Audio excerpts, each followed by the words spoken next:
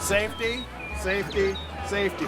Make sure you got your seatbelt on, your hard hat on, and your fire extinguisher where you can get to it, and your flag where you can get to it without getting out of that seat. I mean, it's crazy out there. I mean, we're all here to have fun. Everybody works an 8 to 5 job, and none of us want to be in the hospital tonight after this is done. Want to bring your combines in now?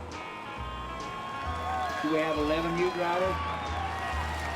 We're going to have 4 heats, and then we're going to have a final heat. Okay, number 10 coming. Johnson on, new driver, 6602. Okay, we're about ready to take it off. Here we go.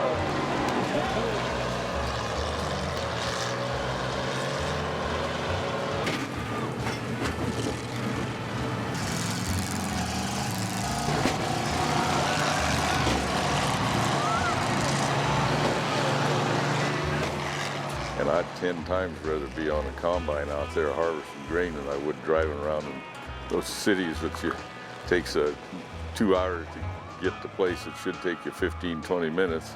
And I wouldn't trade a combine or a tractor or job for any of those.